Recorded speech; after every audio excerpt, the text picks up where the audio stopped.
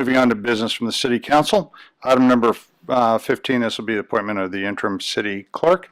And on this item, I get to joyfully recuse myself from here at the dais as one of the involved parties is my spouse. And you're all going to have to take a guess. It's not Terrell. So.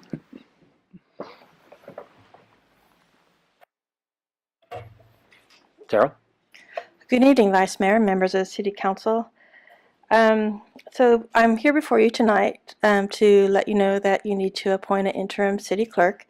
I have a residency issue and have vacated the position. So we got two options that you can do per the government code, and one of them is to hold a special election. That is not an option for Yuba City because we do have the general election coming in between. Before the special election has to be later than 114 days. And then the other option is appointment. So there's options for appointment. You can have an application process, or you can appoint the person who has been, anybody else that you would like to appoint, or my recommendation is to appoint the only person who's on the ballot to run for the City Council, who will most likely be city clerk as of the election November 8th. Thank you. Are there any comments from the council members? I'd like to make a motion to accept the individual that has filed for that position on the ballot and appoint them at this time to fill the interim term, and then presuming that they are elected in November, would take it from there. I actually do have a couple comments to make on this item before we move forward. I think what we need to do is either have a motion and a second, and then we can have comments. Let me second that motion. So we have a motion and a second, so now we can comment. In discussion, please. Absolutely. So my concern with this position is, Terrell, first of all, I hate to see you leave, but according to the resident move, I completely understand that.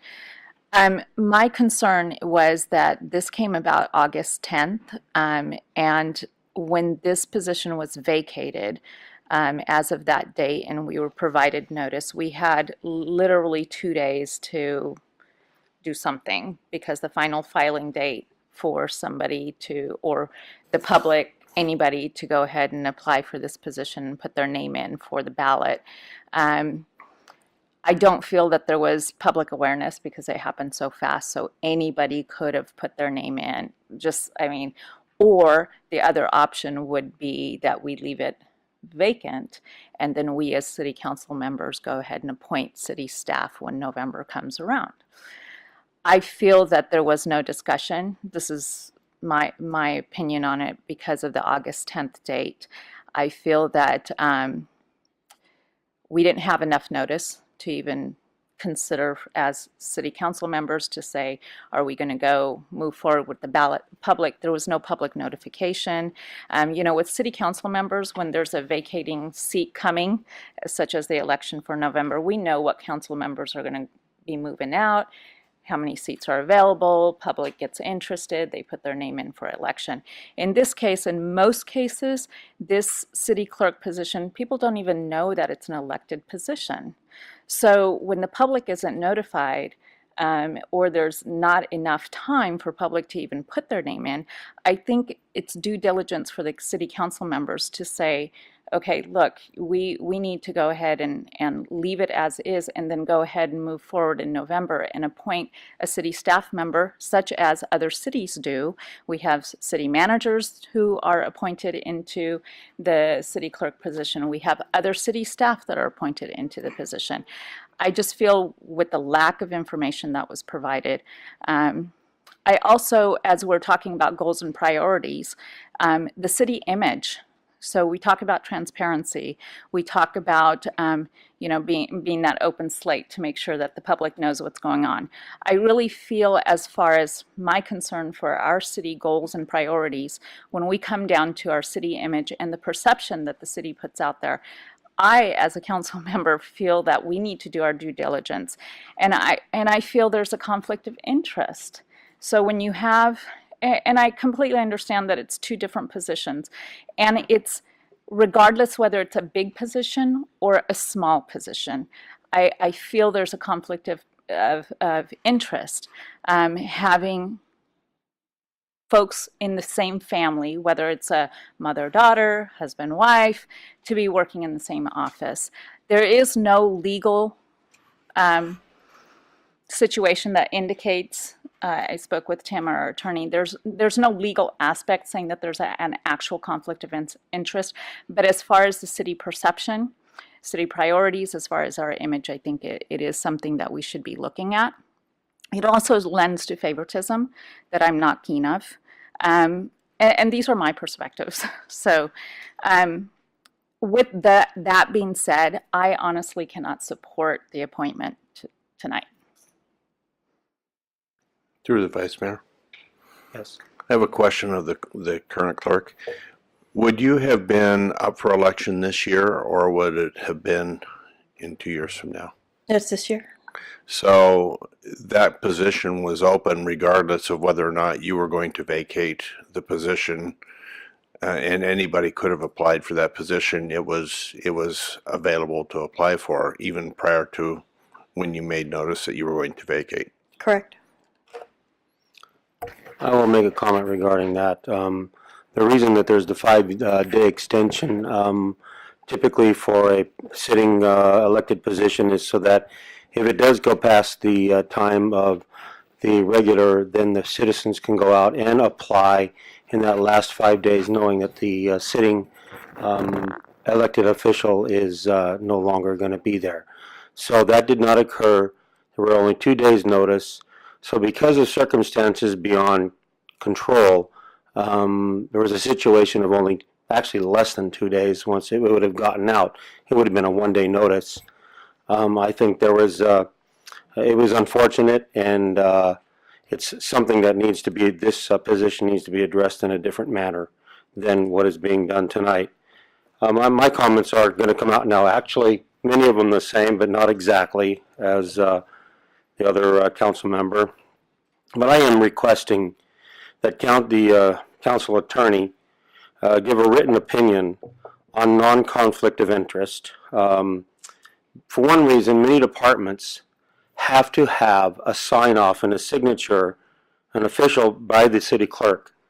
So we do not know that if some of the voting that we have to make, that the sitting members would actually have a conflict of interest until we go through and find out what has to be signed, what has to be approved by the city clerk, and as to whether there would actually be a conflict of interest or not.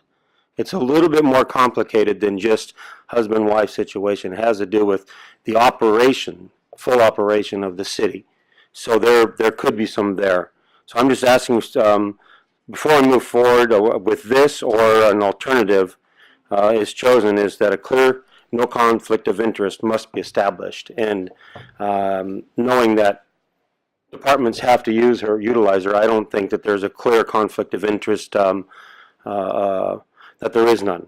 So I want it to be a written opinion of our county council based upon all that research. Other than that, I would like to do the actual alternative. So I'm going to ask for the vote. Through the mayor, or the vice mayor, excuse me, before we do that, I have a question of council. If we were to do nothing tonight and not appoint the vacant position, and the election takes place in November and the individual is elected, there's nothing that could be done at that point anyhow, is that correct? If I understand your question, Councilmember Dukes, yeah, once we go through the election, whoever the voters elect, that person is going to be the city clerk, whoever's elected by the voters in the election.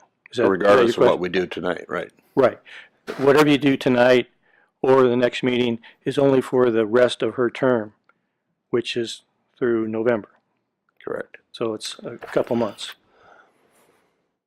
As I have said, there is no documentation for clear non-conflict of interest. And I don't think that that needs to be satisfied before the election actually occurs, so that we have a clear picture as to whether there is or not. So, and this is something new, never been, had come up, so we need a clear picture of that. Through the mayor or through the vice mayor, for yourself, Tim, and I think you pretty much answered that question, is regardless of what the outcome here is tonight, whether we appoint Tricia as the city clerk or whether we appoint the city manager to finish out, we'll go out, less than 60 days and the election's coming out. And I believe, Terrell, since you've out of the area, I guess, or you no longer reside in the city of Yuba City, so you no longer will be able to do city clerk business. And I guess I'm not sure exactly. I mean, you're still doing some of the city staff work. And is that something that can be done with somebody within city staff that can handle the time being stuff?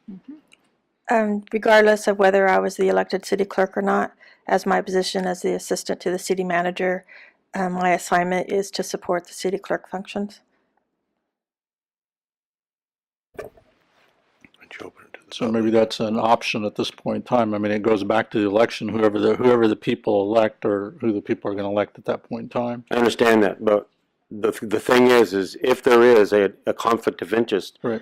established, then what happens with the election, even if they are elected, there's a conflict. There may be a problem there. I want it to be completely clear that there is no conflict of As interest. our city manager or our city attorney, do we have any kind of a written thing on conflicts? Yeah, I was just going to respond, if I can, to what Mr. Vice Mayor just said. Hypothetically, let's say Mrs. Buckland does get elected by the voters. Sounds like she would. She's the only one on the ballot. If, in fact, it is determined that legally, you can call a conflict of interest or anything else, that is an improper, void, illegal, not illegal, but improper election, then she would have to vacate the position. That's just hypothetically speaking. So if it is improper legally, if she did get elected, then she would have to vacate her position. I'm just speaking in hypothetical terms right now. I just don't want us to go down that path and find out. Only reason I'm asking that is because this to be done is because I found out how much the clerk actually has to do or signing in different departments. I want to make sure that there's just a clear path, that there isn't any, because of so many departments will be utilizing the clerk's signature and stamping or whatever as they use it. Through the vice mayor. Yes. It sounds to me like that's going to happen after the election anyhow, to get that determination. Because if she is elected at that point, nothing changes. Right, but he can make that determination now within a legal document opinion through research. Through the vice mayor, I just want, as far as the election is going for November, Mrs. Buckland is the only one on that ballot. So most likely it's going to move forward in that direction. My stance tonight is that this was not handled, I feel, in the best interest with city council members and us as a group, as a unit, to say, okay, this position has been vacated and we should actually meet, talk about it, and decide as a unit if we are going to move forward with an appointment within city staff and leave that position vacant, or make it known to the public openly so that we have other applications available. This, within a day's notice, literally saw in the paper that we have one. And I'm sorry, the perception, when it comes to city perception, city image, to me, I can't stand by that. I understand as November comes around, it's the one person on the ballot, it's going to move forward. But tonight, with the way the process was handled, I can't stand behind it. I just honestly can't. It will move forward as it is, but tonight my vote is that we accept applications. Okay, I'm going to open it to the public comment real quick before we go for the vote. Pat Miller, Sutter County taxpayers. I agree with Stan Cleveland and Preet. The way that came about looks like insider information, and it was a setup deal. And I'm not in favor of any position being handled that way. So, thank you. Thank you. All right, since this concerns me, I guess I better address you. First of all, I think it would behoove the City Council to read this. Cheryl gave it to me. It outlines what the city clerk does. And that's where I think a lot of the question and a lot of the controversy is coming apart. The city clerk's office in Yuba City is an elected position. It has been an elected position. What my understanding is a few years back, well, maybe several years back, it was brought in front of the voters to make it an appointed position. The voters spoke and said it's elected. Now, that said, what has been going on, or what has been occurring in this city, is that it has been appointed because no one tends to run for it. And quoting from this, in Yuba City, the city clerk is an elected ceremonial position with the responsibilities of the clerk's office performed by the assistant to the city manager, which is Terrell Locke. So it makes sense for Terrell Locke to be the city clerk, which is how it has been. The problem is Terrell is no longer living in the city. It is an elected position. Terrell cannot do that. Now, this wasn't kept under wraps. I heard about it, I don't know, a while before the papers got, here, go fill out these papers. Okay, there were other people in the city that were approached to do this. They chose to decline. What it was going to come down to is the city, yes, some other people were approached and declined, okay? So what it was going to come down to is if no one ran, it was going to have to be appointed by the city council. Now, if you want to have transparency and openness, to have it appointed by the city council kind of goes into insider type things. So to have someone step out from the outside and go, hey, look, I'll go ahead and do this, because it does kind of keep you guys in check. The city clerk makes no decisions. The city clerk does not vote on anything. I asked, and there's no conflict as far as I know. Yes, it's probably a good idea to have the attorney look at it, but from everything that I checked into before I even started down this road, it wasn't a problem, okay? It was basically, it's just an overseeing of things.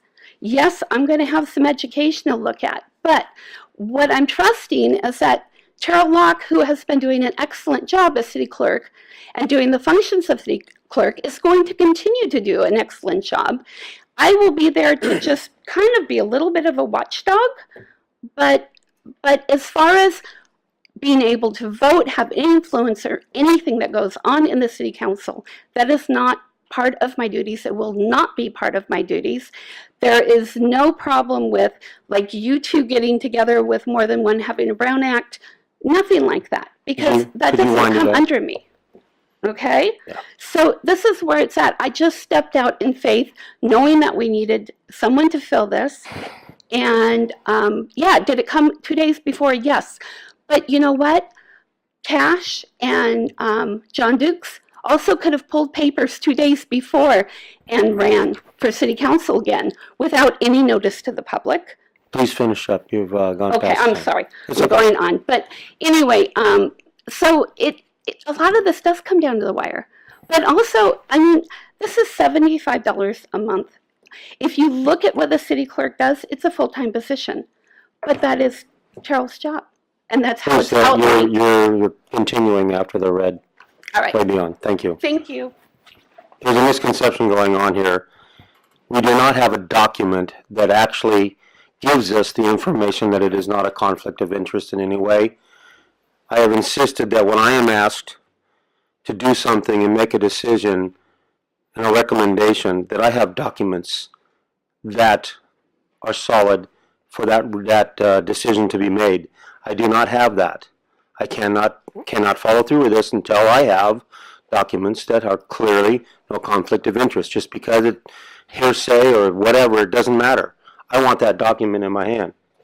Okay, and it's the staff knows that that's the way it is. You bring a recommendation to me. I want to know how you arrived at that recommendation and the documents behind it supporting that decision being asked to be made. I don't have that in this case. So, call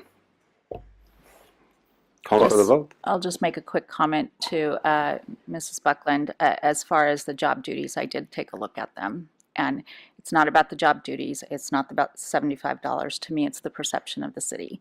And to me, as a role of the city council member, not to be notified. If there's a conversation going on before, this was the first we heard.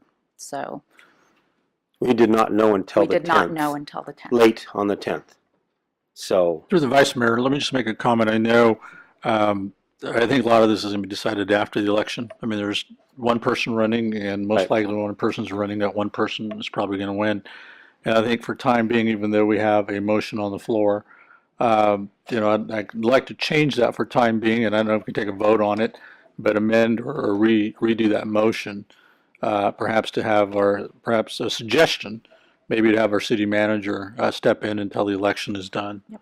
To fill the role of city clerk. That was going to be my comment, was to amend my motion to appoint the city manager as interim city clerk until the election. And the election's done and And let people can. the election will be what the election is. Yep.